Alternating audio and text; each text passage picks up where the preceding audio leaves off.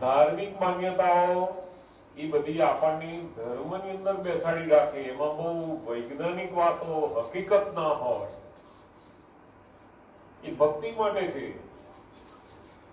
ગંગા નદીમાં નાવ, પાપ ધોવાય, પણ પાપ તો મનથી કરેલા છે. શરીરને ધોવાથી પાપ કેમ ન ધોવાય? તો કે જેમણે ઋષિ મુનિઓએ કહ્યું હશે એ ગંગામાં નહાવાથી પાપ ધોવાય, ખોટું હશે કે ના સાચું કહેલું? ગંગા નદીની વિશેષતા બતાવી છે બધી નદીઓમાં, આખી દુનિયાની નદીઓમાં, આપણા એકલા દેશની નહીં, દુનિયાની બધી જ નદીઓમાં શ્રેષ્ઠમાં શ્રેષ્ઠ પાણી છે ગંગા. અને સાયન્ટિસ્ટોએ પણ પુરવાર કરી છે કેટલાય જાતના બધા શારીરિક રોગો, માનસિક રોગોને મટાડનારું એ પાણીને લીધું છે. પાણીની આખી થેરાપી હોય છે, બહુ મોટી, એનું વિજ્ઞાન છે. એનું બધું નથી. ઘણી વાર આપણે બહુ થાકી રહ્યા હોય તો તમે નાવ જુઓ, પછી જુઓ તમારો થાક ઉતાર દેશે ને પાણી. તો કે પાણી એ જલ તત્વ, પાણીનું જે તત્વ છે એ આપણા શરીરની અંદરનો જે બધો અહંકારનો પરમાણુ છે એને સરળ બનાવે છે. બધા પાણી બેસી રહો ને, બધા કેમ પાણી બેસી રહેતા હશે? શોખ માટે નહીં, એ એના શરીરને રિલેક્સ કરે છે.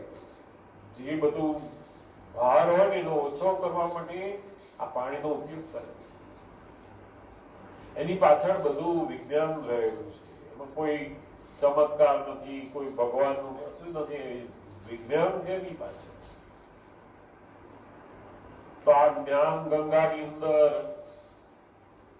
એટલે શું? તો કે જે સત્પુરુષો, કોઈ એવા જ્ઞાની હોય, એમની વાણીની જે ગંગા નીકળે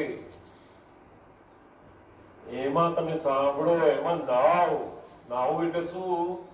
તો કે તમારું હૃદય પૂર્વક એને જયારે સાંભળો એ નાયા કહેવાય. સાંભળે તો બધા બહુ લોકો નથી કેતા, બધું બહુ સાંભળે પણ ઉઠી જાય એટલે ખંખેરી જતા રહે, કઈ ફેરફાર થાય નહીં.